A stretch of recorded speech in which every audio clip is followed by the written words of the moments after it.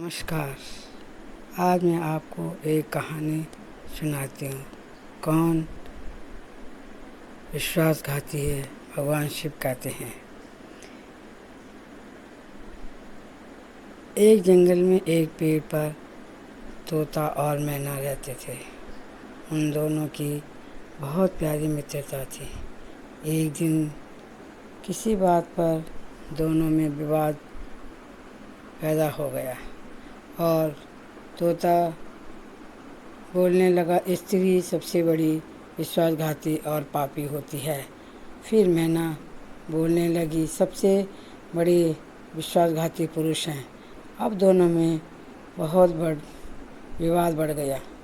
तब दोनों शिव भगवान के पास आ गए और शिव भगवान से कहने लगे, आप ही इस समस्या का फैसला करो कि विश्वासघाती कौन है, पुरुष या स्त्री। सबसे ज़्यादा भगवान बोले, आप दोनों को यह क्या हो गया? आज क्यों स्त्री और पुरुष के बीच में विश्वासघाती पापी का विवाद पैदा कर दिया? तुम यह कैसे कह सकते हो? तब तोता बोला, प्रभु, मैं आपको एक कहानी सुनाता हूँ। भगवान शंकर बोले, ठीक है, सुनाओ। तब तक माँ पार्वती भी वहाँ पर आ गई और कहने लगी, मैं भी कहानी सुनूंगी, और बैठ गई। अब तोता कहानी सुनाने लगा। एक समय की बात है, एक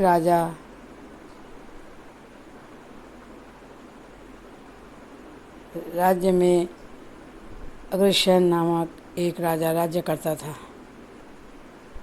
उसके 4 बेटे थे, सभी प्रतापी थे, बहादुर बेटे थे। एक दिन राजा के बड़े बेटे से किसी बात पर कुछ अनबन हो गई। तब राजा को गुस्सा आया। उसने अपने बड़े बेटे चंद्रसेन को राज्य से निकाल दिया। जैसे ही यह बात सबसे बेटों ने सुनी,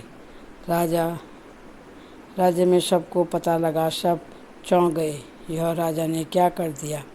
तब राजा का बड़ा बेटा अपने कमरे में जाकर उदास बैठ था। तब तक उसकी पत्नी वहाँ पर चंद्रप्रभा आ गई। चंद्रप्रभा बहुत सुंदर, रंग रूप में बहुत ही सुंदर थी, इसलिए वो अपने से बढ़कर किसी को नहीं समझती थी।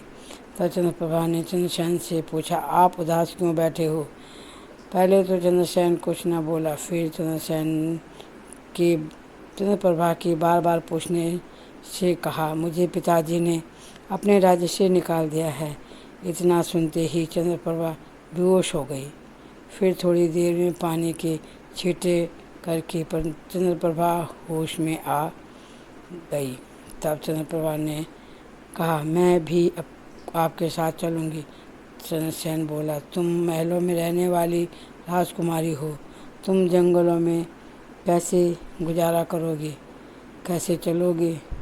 पर वो न मानी और साथ में चलने के लिए तैयार हो गई। दूसरे दिन चंद्रसेन पत्नी पर चंद्रप्रभा दोनों राज्य से बाहर चले गए। अब चलते चलते एक जंगल में पहुँचे। वहाँ एक पेड़ की छाँव में बैठ गए, क्योंकि चलते चलते थक गए थे। पेड़ की छाँव में बैठे ही थे कि कहीं से एक सांप ने चंद्रप्रभा को डस दिया और चंद्रप्रभा की मृत्यु हो गई। जब चंद्रसेन ने देखा कि चंद्रप्रभा की मृत्यु हो गई तो बहुत व्याकुल हुआ, बहुत रोया और उसने निर्णय ले लिया, अब चंद्रप्रभा इस दुनिया में नहीं है तो मैं भी इस दुनिया में नहीं रहूँगा।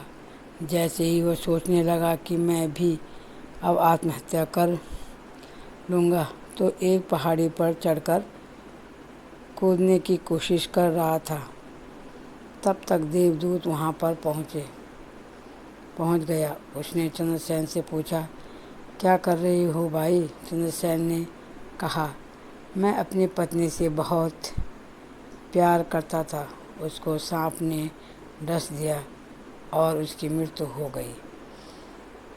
अब मैं जीवित रहकर क्या करूँगा, अकेले मैं भी मर जाऊँगा। देवदूत ने कहा, जो दुनिया में आता है वह एक दिन मृत्यु को प्राप्त होता है, इसमें शोक करने की कौन सी बात है।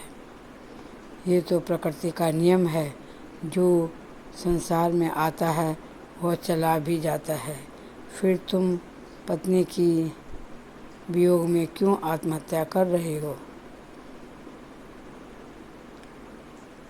पर चंद्रसेन न माना और कहने लगा, अब मेरा भी जीवित रहना उचित नहीं है।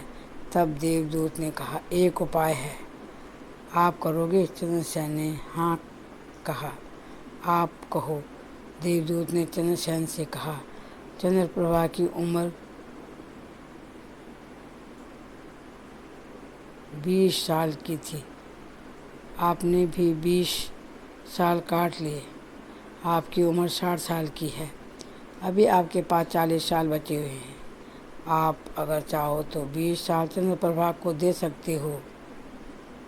चंद्रसेन खुश हो गया और देवदूत से कहा, आप जैसा कहोगे मैं वैसा करूँगा, मुझे अपनी पत्नी जीवित चाहिए।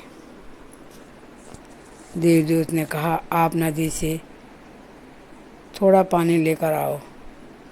वह पानी लेकर आया। देवदूत ने चंद्रप्रभा से कहा, चंद्रसेन से कहा, यह सारी बातें तुम किसी को नहीं बताओगे, अपनी पत्नी को भी नहीं। और उसने संकल्प लिया और चंद्रप्रभा के पैरों में छोड़ दिया। जैसे ही पैरों में पानी पड़ा, चंद्रप्रभा जीवित हो गई। चंद्रसेन खुश हो गया। जब तक चंद्रसेन कुछ बोले, देवदूत वहाँ से चला गया था। अब दोनों आगे चलते रहे। तब चंद्रसेन ने कहा, मुझे बड़ी प्यास लगी है, सामने कुआं दिख रहा है, मैं पानी पीने जा रहा हूँ। चंद्रप्रभा, तुम भी पानी पियोगे। चंद्रप्रभा ने कहा, नहीं, मुझे नहीं प्यास लगी है, आप जाओ। चंद्रसेन कुएं के पास जाता है और पानी पीता है। जब तक वापस आ रहा था तब तक इधर से एक साधु आया, जो चंद्रप्रभा के पास गया और उसको देखा तो दोनों आपस में एक दूसरे को देखते ही रह गए और दोनों में प्रेम हो गया। तब साधु ने कहा, चंद्रप्रभा, मुझसे शादी करोगी। मेरे पति सामने कुएं के पास पानी पीने गए हुए हैं। चंद्रप्रभा बोली। तो साधु ने कहा, कोई बात नहीं, पति को मैं अलग कर सकता हूँ।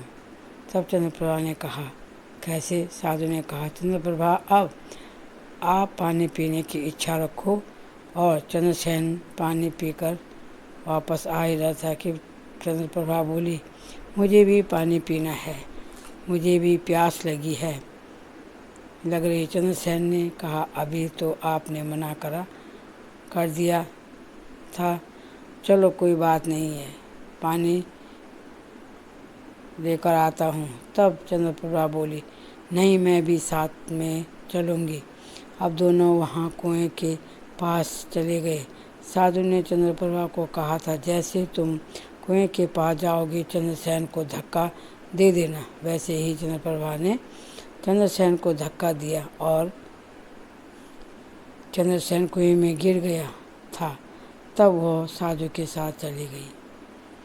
थोड़ी देर में एक बंजारा का काफिला आ रहा था, वहाँ कुएं के पास आया। तब चंद्रसेन ने आवाज़ लगाई, कोई मुझे बाहर निकालो, मैं कुएं में लटका हुआ हूँ। तब बंजारों ने उसको बचा लिया। अब बंजारे ने कहा, तुम कैसे गिर गई। तब चंद्रसेन ने सारी बात बताई कि मेरी पत्नी ने मुझे धक्का दिया और अपने आप साधु के साथ भाग गई। बंजारे वाले ने कहा, चलो हमारे साथ चलो, कुछ दिन हमारे साथ रहना। चंद्रसेन भी मान गया और चले गया। कुछ दिन बाद चंद्रसेन वहाँ से एक राज्य में गया और एक व्यापारी के यहाँ काम करने लगा। व्यापारी को वह बहुत अच्छा लगा। व्यापारी ने उसको घर में ही जगह दे दी और उसको काम पर रख लिया। उधर चंद्रप्रभा और साधु दोनों ने राज्य राज्य जाकर नृत्य और संगीत का काम करना शुरू कर दिया। इन दोनों की ख्याति कई राज्यों में फैल गई। अब इस राज्य के राजा ने जिस राज्य में चंद्रसेन काम करता था, वहाँ के राजा ने अपने दरबार में चंद्रप्रभा और साधु को बुलाया। तब उसने अपने राज्य के सारे व्यापारी और अपने सभी लोगों मित्रों को देखने के लिए दरबार में बुलाया। चंद्रसेन भी वहाँ आ गया। जब नृत्य खत्म हुआ तो सब ने चंद्रप्रभा को उपहार दिए। तब चंद्रसेन ने भी अपने हीरे की अंगूठी निकाली और चंद्रप्रभा को दे दी। चंद्रप्रभा ने अंगूठी को पहचान लिया तो उसको पता लगा उसका पति जिंदा है। तब वह डर गई। उसने सोचा, पति को किस तरह मरवा दूंगी, नहीं तो यह मेरा भेद खोल देगा। चंद्रप्रभा ने सोचा, राजा को फिर एक गाना सुनाती हूँ, वह राजा खुश हो जाएगा तो उससे कुछ भी मांग लूँगी। अब उसने राजा को गाना सुनाया। राजा खुश हो गया। राजा ने कहा, मांगो, तुम्हें क्या चाहिए। तब चंद्रप्रभा ने कहा, आपकी सभा में एक चोर आ रखा है, उसे तुरंत फांसी दे दो। राजा ने अपने सिपाहियों को कहा, जाओ पकड़ कर लाओ उस चोर को। तब चंद्रप्रभा ने चंद्रसेन का हाथ पकड़ा और दरबारियों के हाथ में दे दिया और राजा ने आदेश दिया, इसको जल्लाद के हाथ दे दिया जाए और फांसी लगा दी जाए। तब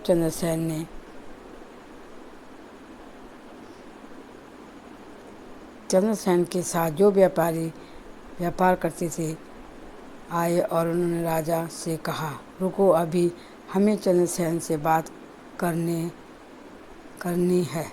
चंद्रसेन कभी चोरी नहीं कर सकता है। तब व्यापारी ने चंद्रसेन से बात करी। चंद्रसेन ने कहा, मैंने चोरी नहीं की है, मुझे राजा से दो बातें करनी हैं। एक तो व्यापारी ने कहा, अगर राजा तुम्हें फांसी देगा तो हम इस राज्य से चले जाएंगे, और दूसरी बात यह है कि चंद्रसेन की बात राजा सुने। तब राजा ने कहा, ठीक है, हम चंद्रसेन की बात सुनेंगे। चंद्रसेन ने कहा, सिर्फ एक बात करनी है।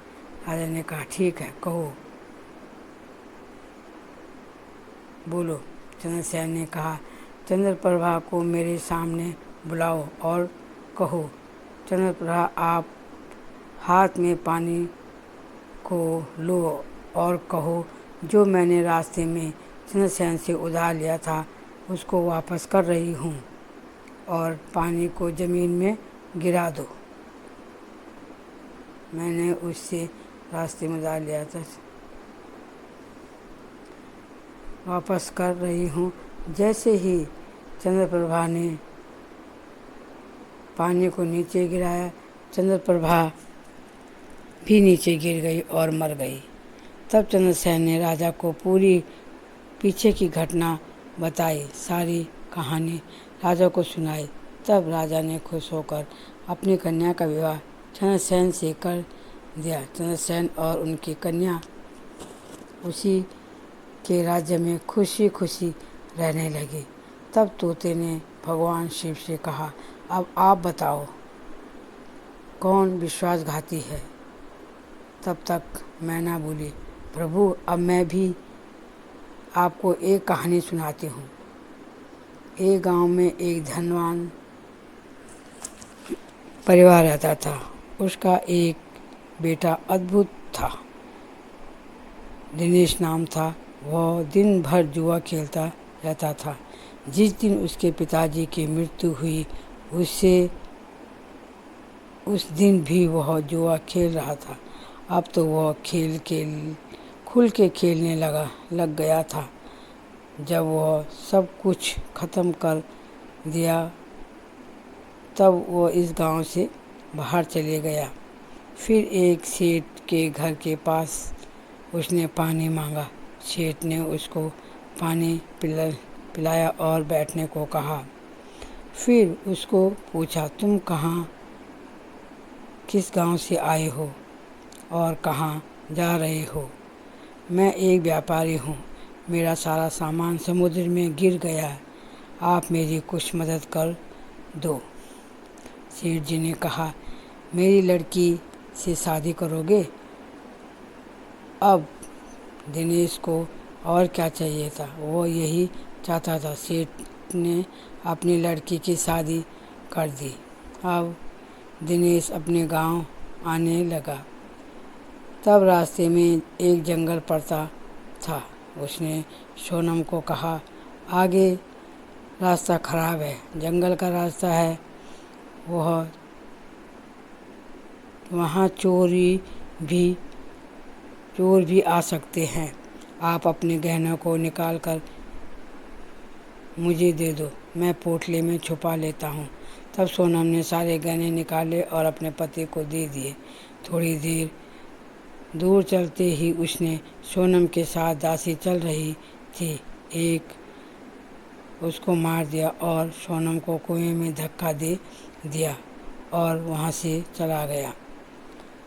तब तक कोई पानी लेने कुएं के पास आया। तब सोनम ने चिल्ला के बोला, मुझे बचाओ।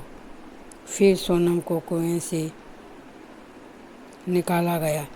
सोनम अपने घर गई और पिताजी से कहा, पिताजी, हमारी दासी को किसी ने मार दिया है, मुझे कुएं में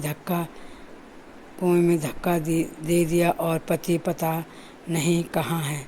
अब मैं ना बोली, प्रभु आप अब न्याय कीजिए, कौन पापी विश्वासघाती है, स्त्री या पुरुष? भगवान कहने लगे, बिना किसी शंका के किसी को भी नहीं आंका जा सकता है। इंसान इतना नीचे गिर सकता है, वह सबको सोचना चाहिए। किसी भी काम करने से पहले इंसान को यह सोचना चाहिए कि यह बात कितनी सही है, कितनी गलत है। जहाँ तक सवाल है, पापी विश्वासघाती कौन है, इसकी कोई जाति नहीं होती है। जिस किसी का ईमान डगमगा गया, वही विश्वासघाती कहलाता है। भगवान शिव कहते हैं, हर इंसान को कर्म अच्छे करने चाहिए। धन दौलत एक आना जाना माया है। इंसान भी यहाँ हमेशा नहीं रहता है, उसकी भी मृत्यु होती है। इसलिए मन में लालच ना करें, सबके साथ प्रेम भाव से रहें। इस कहानी में यही दर्शाया गया है कि अपना मतलब निकालने के लिए कोई कुछ भी कर सकता है, ऐसा ना करें। मनुष्य योनि मिली हुई है, अच्छे कर्म करके जीवन बिताएं। कहानी कैसी लगी कमेंट करके ज़रूर बताना। चैनल को लाइक और सब्सक्राइब भी कर देना। हर हर महादेव। धन्यवाद।